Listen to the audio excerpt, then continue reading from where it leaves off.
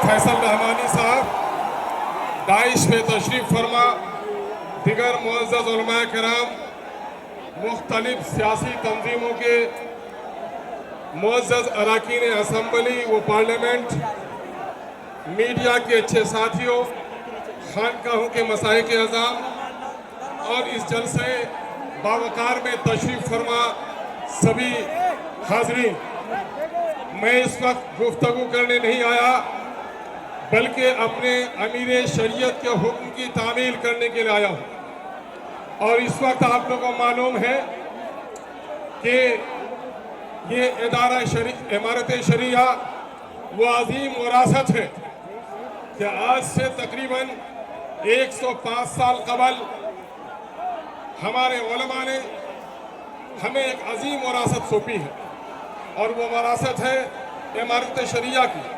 ऐसे मौके से हम इमारत के बानी हजरत मौलाना अबुल मोहसिन सज्जाद अली रहमा को, हजरत मौलाना अबुल कलाम आज़ाद अली रहमा को, हजरत मौलाना मोहम्मद अली मुंगेरी रहमतुल्लाह अलैह को, बदरुद्दीन कादरी साहब को, शाह हबीबुल्लाह साहब को खराज अकीदत पेश करना चाहते हैं। मेरे अजीजों, एक बात सुनो, वो कौम फला नहीं पा सकती जो अपने अमीर की अताअत नहीं करती। यहाँ पर ये भीड़ नहीं है, ये जमात है और जमात अमीर की अताअत का नाम है। जिसने अमीर की अताअत नहीं की वो जमात की भीड़ का तो हिस्सा बन सकता है, जमात के फायदे से वो कभी फायदा नहीं उठा सकता, जमात की बरकतों से। इसलिए अमन और अमान कायम रखिए। इस वक्त एक बड़ी मुसीबत आई है मुसलमानों हिंद पर कि मुसलमानों के जानो माल, इज्जत और आबरू पर हर तरफ डाके डाले जा रहे हैं। कई बेटियों की इज्जत लूटी जा रही है, कई मस्जिदों के गुंबद तोड़े जा रहे हैं, कई दाढ़ियां नोची जा रही हैं, कई टोपियां उछाली जा रही हैं, पार्लियामेंट में तुम्हारे खिलाफ कानून बनाए जा रहे हैं, एडमिनिस्ट्रेशन में कॉमनल फैसले लिए जा रहे हैं। ये मौका होश के नाखून लेने का, नौजवानों, जोश में सिर्फ आने का नहीं है। हाँ, यकीनन जोश भी जरूरी है, लेकिन होश के साथ हम जोश का मुजाहरा करेंगे। मुसीबत क्या है जान रहे हो? मुसीबत क्या है जान रहे हो? सुनो, मुसीबत ये है कि मोदी जब से आया है मुसलमानों को उसने निशाना बनाया है। कभी एनआरसी जिंदाबाद, चुप करो, जिंदाबाद चुप करो, कब जिंदाबाद कब मुर्दाबाद, चुप करो।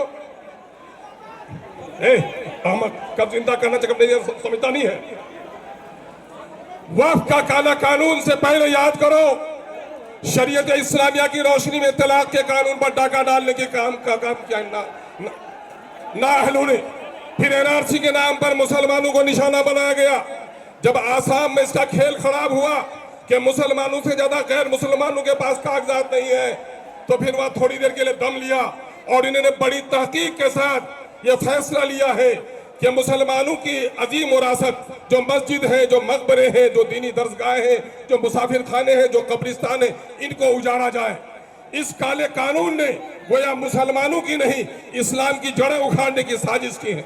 हम आजाद करने के लिए आए हैं, इस मुल्क की सरहद को बचाने के लिए एक नहीं करोड़ों अस्ताकुल्लाह हाजिर है, हम गर्दन कटाने को तैयार हैं।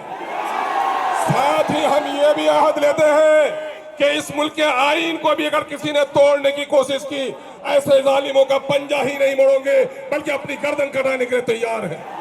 और साथ ही ये भी अहद लेते हैं कि मछली पानी के बगैर जिंदा रह सकती है, लेकिन मुसलमान शरीयत इस्लामिया के बगैर जिंदा नहीं रह सकता। इसलिए हमारी मस्जिदों को, हमारी औकाफ की जायदाद पर अगर किसी ने डाका डालने की कोशिश की तो हम अपनी गर्दनों को कटा सकते हैं, लेकिन खुदा के घरों को उजड़ने नहीं देंगे, हम कसम खाने के लिए। नौजवानों में मुबारकबाद देता हूँ तुम्हारी पेशानियों की रमक को देखकर, तुम्हारी आंखों की चमक को देखकर। गर्द के धूप की तमाजत भी बहुत है, लेकिन तुम्हारे चेहरे में जो गम और गुस्सा है, इस बात की अलामत है कि हम और आप अपने अमीर शरीयत के हुक्म पर सिर्फ जमा ही नहीं हुए हैं, बल्कि जिस मकसद के लिए जमा हुए हैं। अगर हमारे अमीर ने हुक्म दिया कि हमें गर्दन कटाना भी वाजिब है, तो हम गर्दन कटाने के लिए भी तैयार हैं। अब जाग चुके हैं दीवाने, दुनिया को जगा के दम लेंगे। जीना है तो इज्जत से जी लेंगे, वरना जामे शहादत पी लेंगे।